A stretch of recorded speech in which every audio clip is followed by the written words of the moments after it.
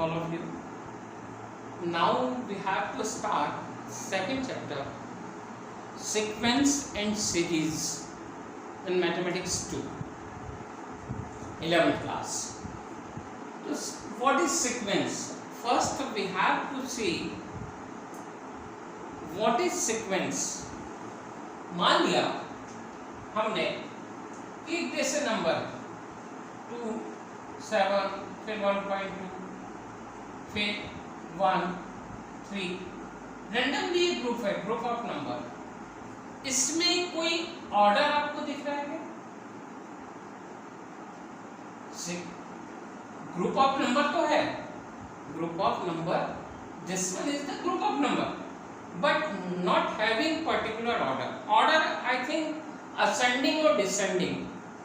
That means arrangement जो इसका है, अगर हम इसको यहाँ पर मतलब इस टाइप से है, जो यहाँ पे कोई अरेंजमेंट नहीं दिख रहा है इसका, ascending और descending, तो यहाँ पे इसी को अब जब हम अरेंज कर लेते हैं, सपोज 1, 2, 3 एंड 6, 7, तो ये एक पर्टिकुलर ऑर्डर को फॉलो करता है, असेंडिंग ऑर्डर को।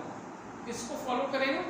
असेंडिंग ऑर्डर को। तो this one is called sequence, this one is called sequence. That means any arrangement of some integers which are having a particular order, either ascending or descending, is called sequence.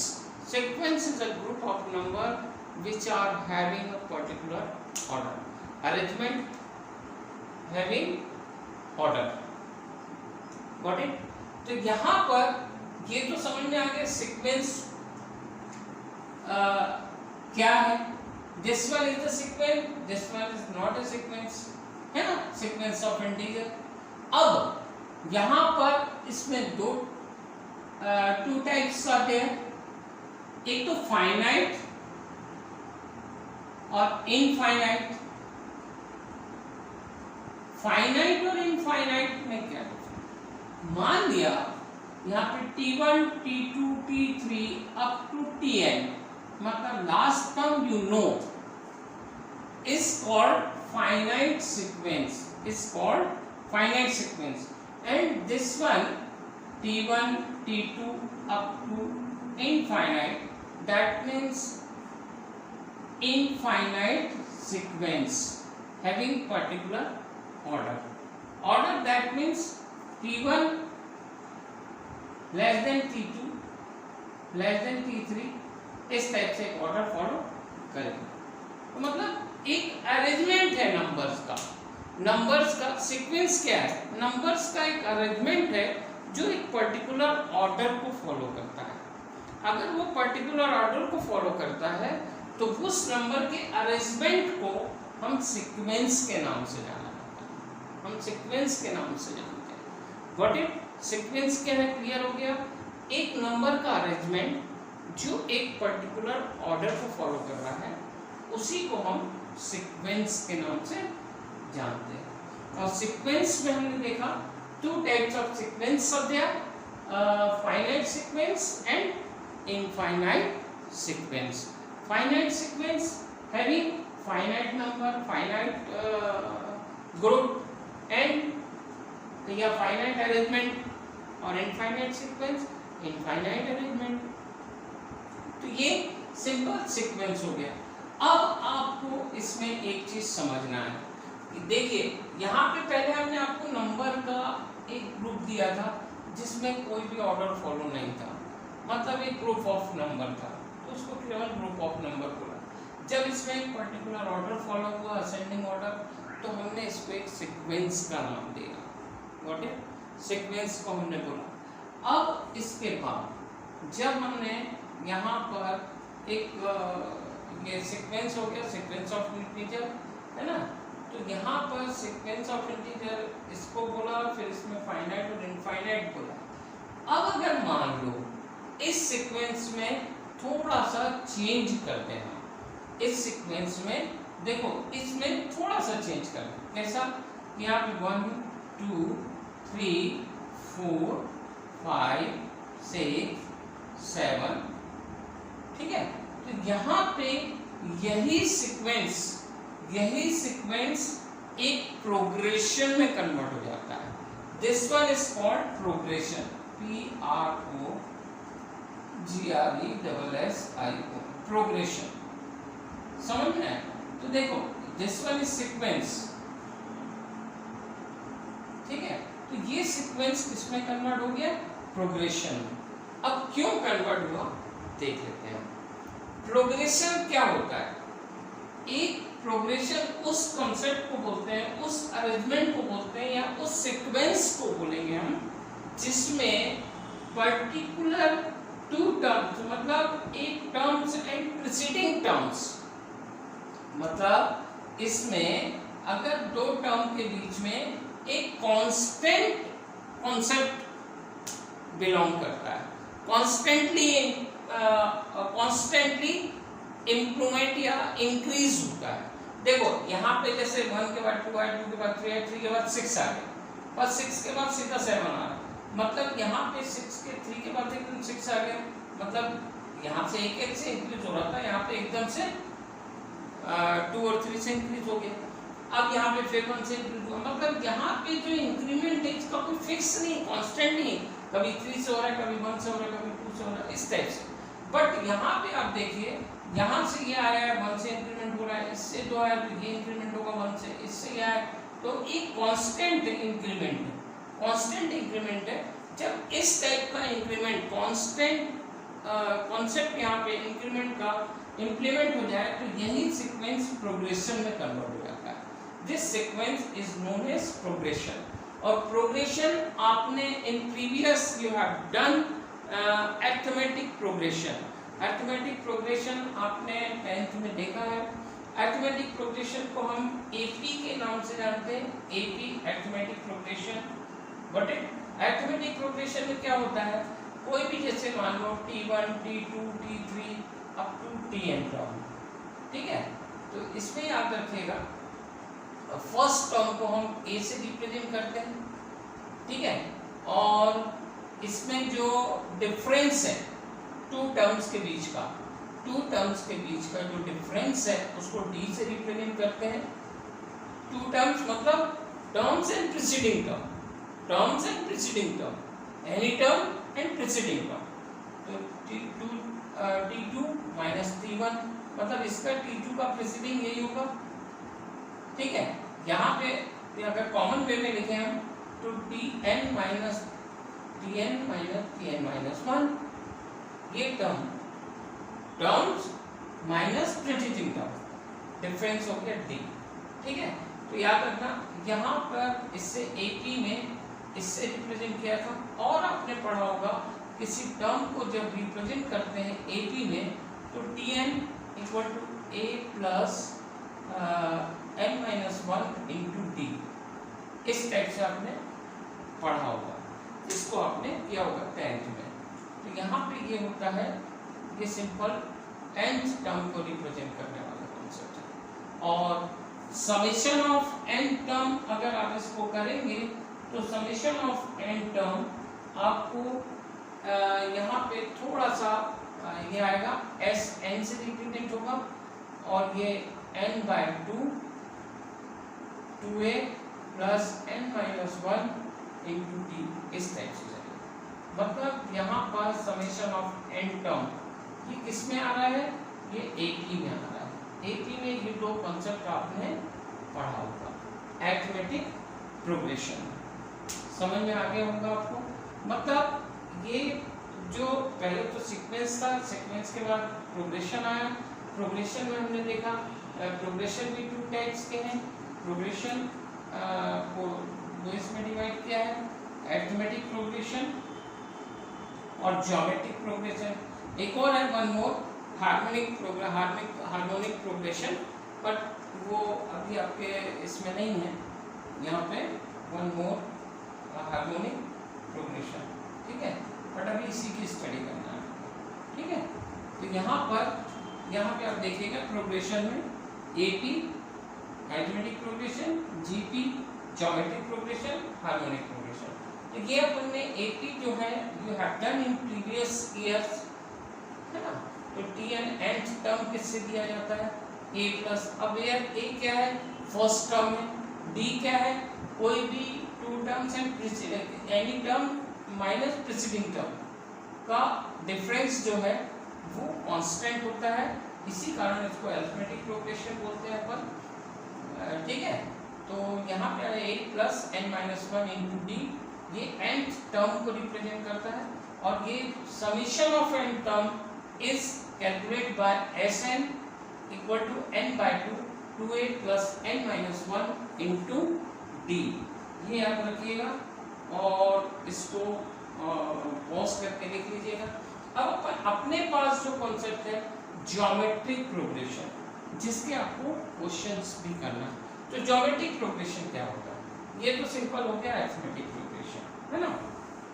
अब geometric progression देखो, ये वाला geometric progression. Geometric progression क्या होता है, यहाँ पे लिखते हैं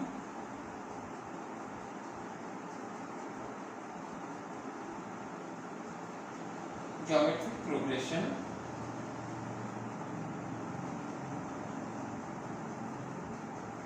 geometric progression is represented by AR square, AR cube up to infinite.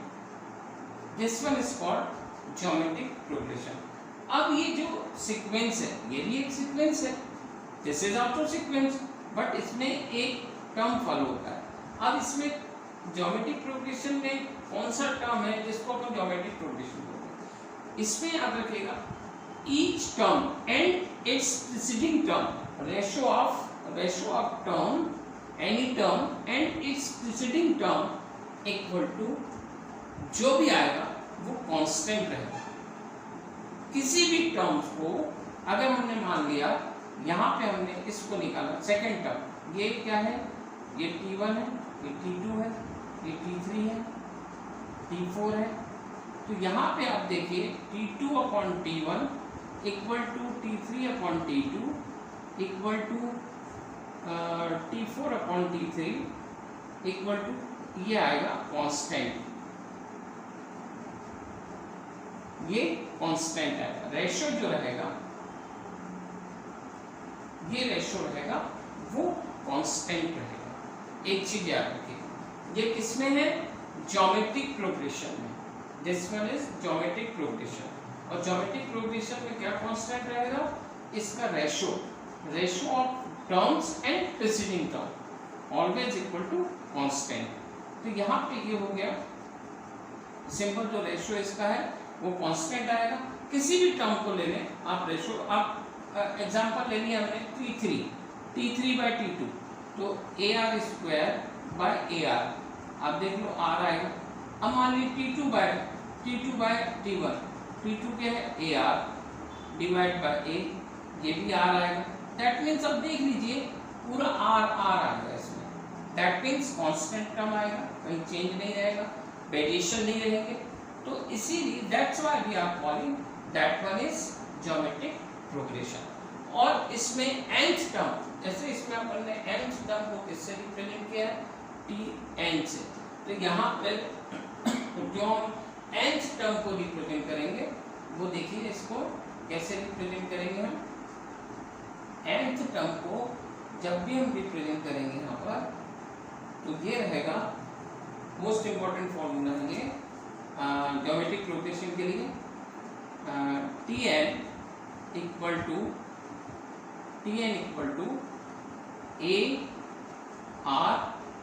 AR(n-1), ये आपका ज्योमेट्रिक प्रोग्रेशन का nth टर्म रिप्रेजेंट करता है। इस टर्म को इससे रिप्रेजेंट करते हैं, A where A is the first term, where A equal to first term, R क्या है, ratio of two terms preceding terms and preceding terms, terms and its preceding term, ठीक है, मतलब ratio of terms and it's preceding term. मतलब यहाँ पर आप देखिएगा कि a और r और ये n है वो nth टर्म को रिप्रेजेंट कर रहा है, तो ये एक फॉर्मूला आप ध्यान में रखिएगा।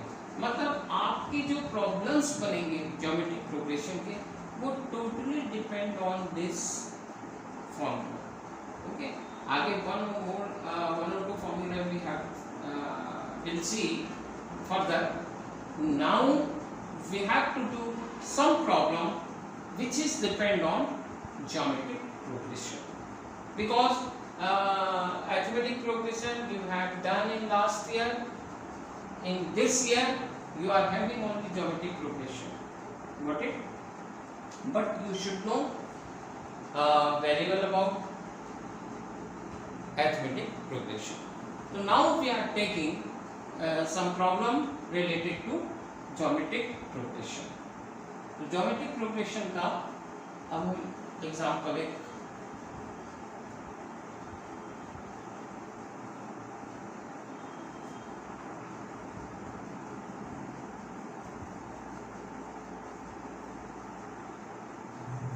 देखिए, geometric progression एग्जाम्पल क्वेश्चन है, आया हुआ प्रॉब्लम है आपका और अच्छा इंपॉर्टेंट प्रॉब्लम है। आप इसको which term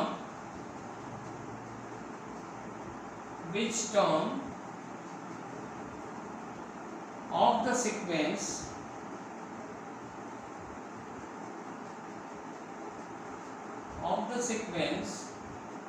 root 3 root 3 up to is 2 4 3, ठीक है।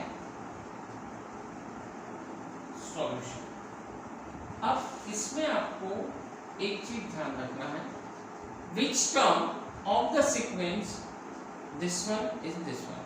हमसे क्या पूछा है कि इस सीक्वेंस में ये टर्म कौन सा है, 7th है, 8th है, 9th है, 10th है, 11th है, 14th है, कौन सा टर्म है, ठीक है। तो देखते हैं अपन सॉल्व कैसे करना, ये अपन ने पहले देख चुके हैं, मैं बता चुका हूँ how to solve any type of problem in mathematics. First of all given question, given क्या है, sequence, given sequence is root 3 root 3 up to, ठीक है, ये गिवन सीक्वेंस है। मान लिया हमने इसको SP, यहां से हम इक्वेशन डाल दे देते हैं, ठीक है। यहाँ इसको इक्वेशन 1 दे दे रहे हैं,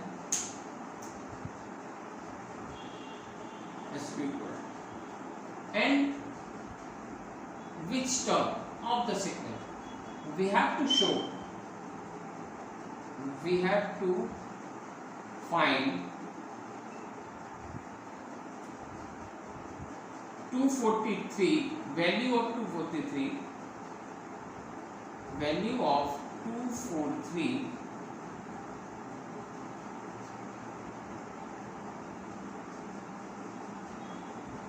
is which term, value of 243 is which term, किस टर्म की वैल्यू, ठीक है। मतलब एक जैसे हो गया फर्स्ट टर्म के हो गया, सेकंड टर्म के, फोर्थ टर्म के, ऐसे थर्ड 4 6 5 ऐसे टर्म्स हैं। अब इसको अगर हम देखें by equation 1, by equation 1, by equation 1 given sequence is geometric progression where a equal to √3 and r equal to √3 and r equal to √3, a equal to भी √3 है और r equal to भी √3। आप इसमें इससे डिवाइड करो तो √3 आएगा, r की वैल्यू आ जाएगी। ठीक है, तो यहाँ पे अपन अगर आपको ये करना है तो यहाँ पे आप देख सकते हैं T1, T2, T3 है ना, ऐसा है। तो यहाँ पर r equal to T2 by T1 3 by √3 equal to r की वैल्यू √3 आएगी। तो यहाँ पे आप ये इक्वेशन को 2 दे सकते हैं। अब बाय द डेफिनेशन ऑफ या by concept of GP,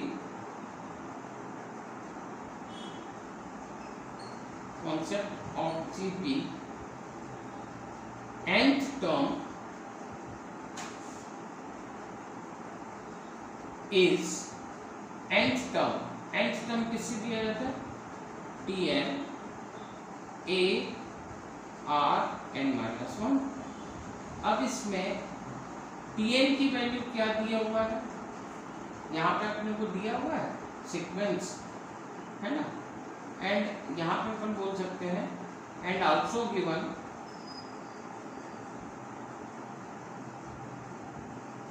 Tn equal to 243।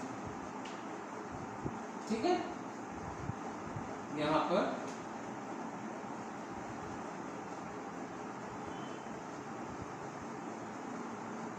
To हो गया, इसको 3 का।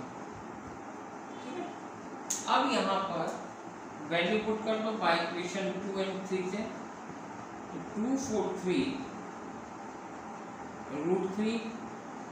√3 n माइनस 1। अब यहाँ पे आप देखिए 243 √3 का ये 1 है, बेस सेम है, दोनों पे आ जाएगा √3 n, क्योंकि दोनों ऐड होंगे तो -1 + 1 से कैंसिल, n आ जाएगा। यहीं पर भी आप देख लें। अब 243 को हम क्या लिख सकते हैं? 3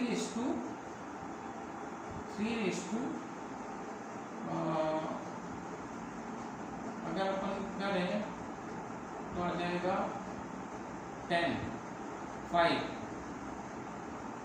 ठीक है, 3/5 इक्वल टू √3 एंड 3/5 लिख सकते हैं 243 को। अब यहाँ पे आप देखिए √3 अगर हम कर दें तो यहाँ पे क्या आ जाएगा? 5 इंटू या √3 का स्क्वायर, फिर इसका 5, ऐसा भी लिख सकते हैं। 3 को हमने √3 कर दिया और स्क्वायर लिख दिया, तो यहाँ पे √3 and that means √3 raise to 10 equal to √3 and अब देखिए ये दोनों में से कंपेयर कर देंगे, बेस सेम है तो n इक्वल टू कितना आएगा? यहाँ पे आ जाएगा n equal to 10, that is 10th term of given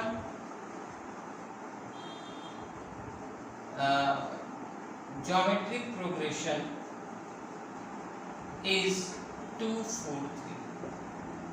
यही तो हमको मालूम करना था। ठीक है, विच इज हमको ये टर्म मालूम करना था ना कि कौन सा टर्म है। ठीक है, यहाँ पे था विच टर्म, क्लियर? तो यहाँ पर 243 विच टर्म। ठीक है, तो यहाँ पे आप देखिएगा कि प्रॉपर वे में पहले जो हमको दिया हुआ है हमने उसको लिखा। यहाँ पे हम लिख सकते थे एंड आल्सो गिवन Tn करके, ये लाइन यहाँ पे भी कर सकते थे। ठीक है, वी कैन ऐड। एंड फिर इसके बाद हमने देखा कि जो फर्स्ट सीक्वेंस है जो दिया हुआ है प्रोग्रेशन, वो कौन सा है? ज्योमेट्रिक प्रोग्रेशन है, ज्योमेट्रिक प्रोग्रेशन है तो ज्योमेट्रिक प्रोग्रेशन को हम इस टाइप से रिप्रेजेंट कर सकते हैं। और ज्योमेट्रिक प्रोग्रेशन में हमने ये पढ़ा है AR(n-1), तो इसको किस टाइप से सॉल्व करना ये आपको यहाँ पे बता दिया है मैंने। और ऑब्वियसली ये काफ़ी अच्छा प्रॉब्लम भी है, और कैसे इनिशियली कॉन्सेप्ट कैसे क्लियर करना ये आपको आना चाहिए। Got it? तो इसको अच्छे से कर लें। एंड सेकेंड एक प्रॉब्लम है इसी में, अगर इसमें करते हैं हम तो जीपी में अगर मान लो दिया हुआ है, एक प्रॉब्लम और दे देते हैं जो डायरेक्ट यहीं पर ही सॉल्व कर देते हैं। Question for a GP geometric progression for a GP geometric progression in A equal to, ठीक है, A equal to 3, if A equal to 3 and A equal to 3 and T7 equal to 192, T7 equal to 192, then find R, value R find करना है। ठीक है, अब यहाँ पे question क्या हो रहा है, for a geometric progression if A equal to 3 and T7 equal to 190। अब देख लो सॉल्यूशन में हम क्या लिखेंगे, जो दिया है given A equal to 3 and T7 equal to 192, got it? ये दिया हुआ है, हमने इसको इक्वेशन 1 दे दिया। अब देख लो, we know that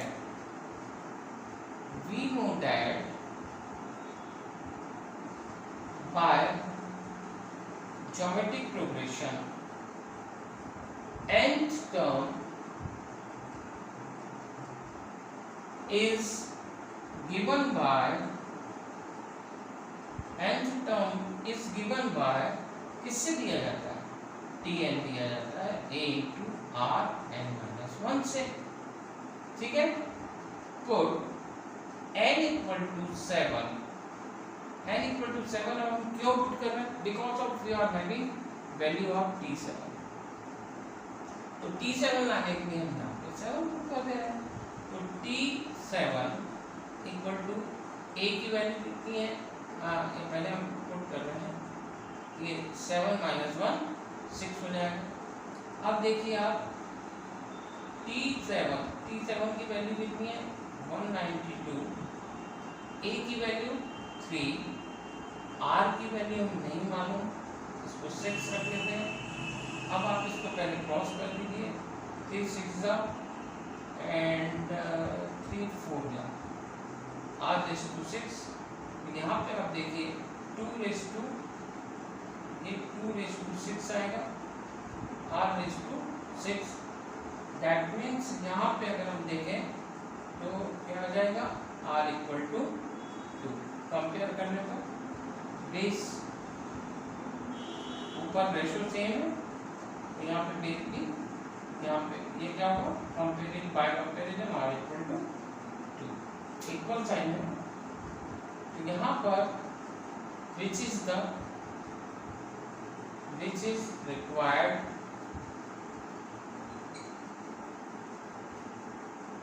वैल्यू, समझ में आ गया होगा।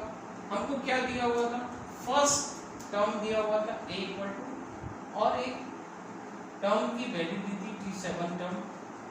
We know that by geometric progression n term is given by this one, value put कर दिया, n equal to 7 पुट किया, फिर वैल्यू पुट किया हमने। यहाँ पे आप लिख दीजिए अगर लिखना है तो बाय इक्वेशन